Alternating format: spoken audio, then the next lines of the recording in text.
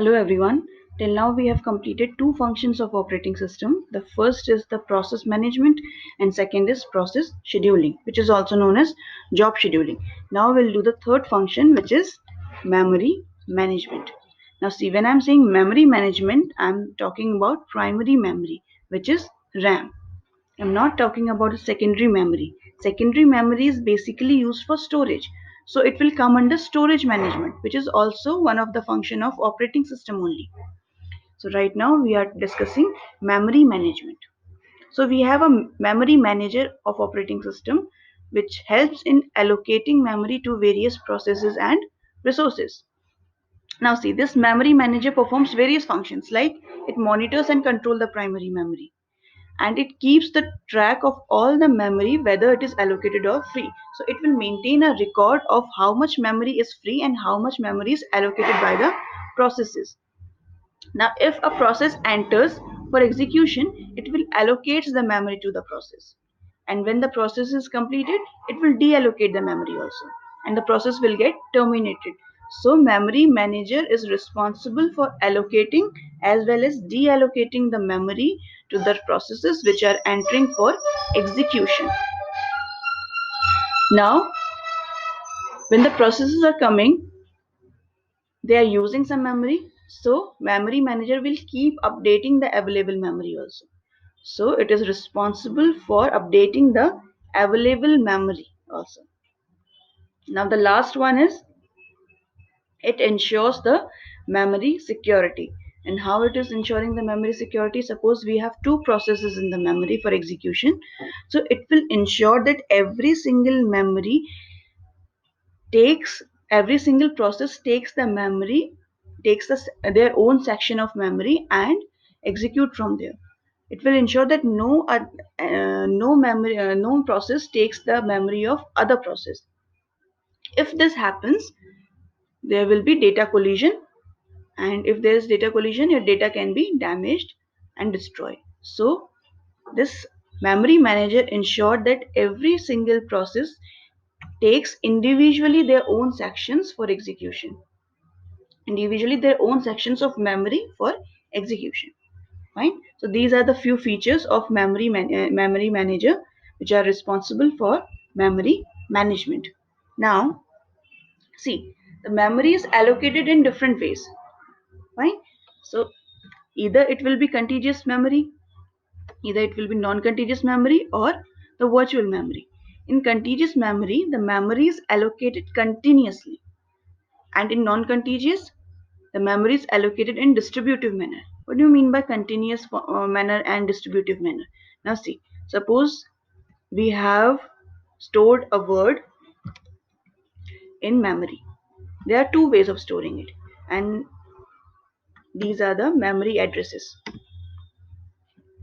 Now see, in this uh, memory, the word is stored in continuous form. Like it starts from memory address 011 and continuously it is using the next slot.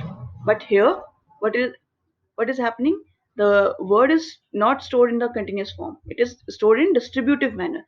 It is starting from 011, but it is not going to the next slot. It is using space in distributive manner.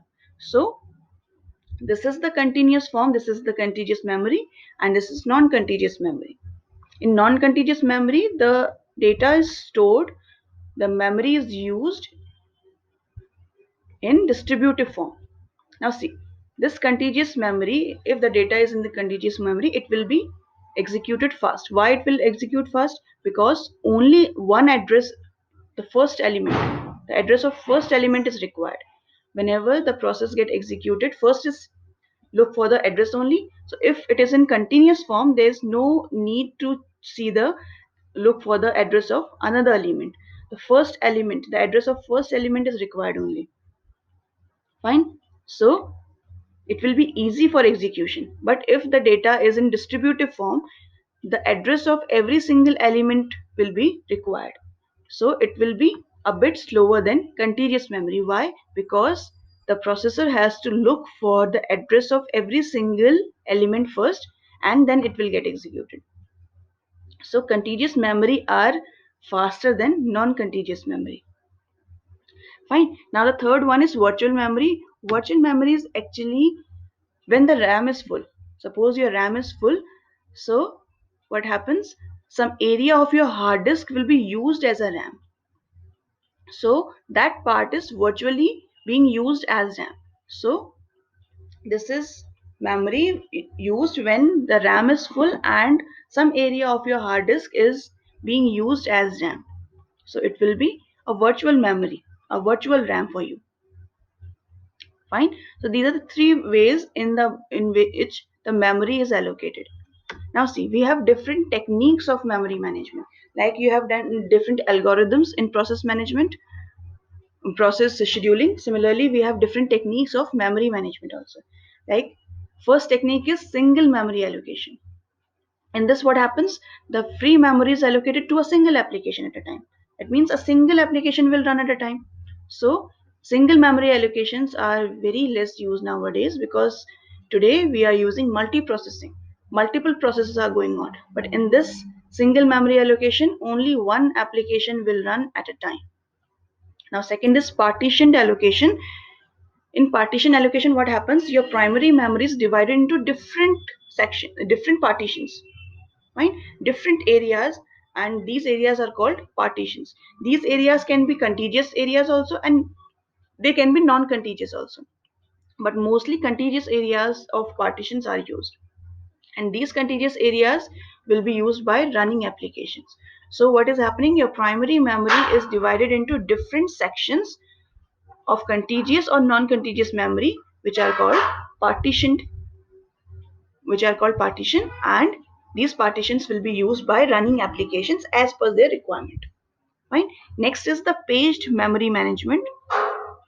In this technique, what happens? Your primary memory is divided into fixed size units, which are called pages. Now these pages are of equal size. If one page is of 1 MB, so every single page will be of same size only. Fine. And now these pages will be used by the running application for storage. So what is happening in paged memory? The primary memory is getting divided into equal size units, which are known as pages. Fine. Now the fourth one is segmented memory management. This is slightly different from page memory. How it is different? Here the primary memory is divided into several segments of different sizes. Here equal size pages were formed. Here different sizes segments are formed, and these segments are formed according to the related task. Means one segment is related to a specific task, other segment will be formed for other tasks. Like we are doing addition, so that function will be in different section. If we are doing multiplication, that segment will be in different, that section will be in different segment. So the segments are divided according to the specific task. Here in paged memory, equal size pages were formed. So these are the few techniques for memory management. Now next is input output management. So input output management, it is managing, the operating system is managing the input output devices also. So each input output devices are used by first installing the device driver of each input output devices. So every device has its own device driver. See, your computer is having different type of devices connected to it. Like we have Bluetooth device, we have Wi-Fi, we have camera. So these are the devices. We have different input devices also. Like we attach pen drive, that is the external device. So all these devices are working because their device driver is installed in your computer. So we have a device driver. Device driver is actually a system software which is used to enable these components and devices of the computer. Fine. So to use these devices, we have to first install the device driver. So we have different device driver. For Bluetooth we have different device driver. For Wi-Fi we have different device driver.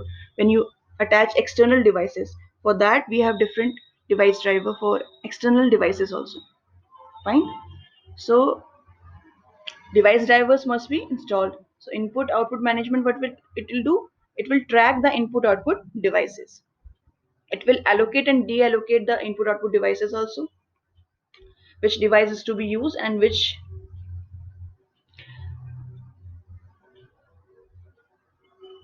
it acts as an interface with the device driver. Fine. So we need an interface also. So operating system is providing the interface for device driver also. It controls data representation also. So these are the few functions of IO management. Now we have user interface. This is one of the feature of operating system which we are studying from the junior classes. It provides interface for the user and hardware to communicate. So interfaces are also of two types. It can be either graphical or it can be either text based. Fine. So for graphical we have graphical user interface, commonly known as GUI, and for text based we have command line interface, which is CLI.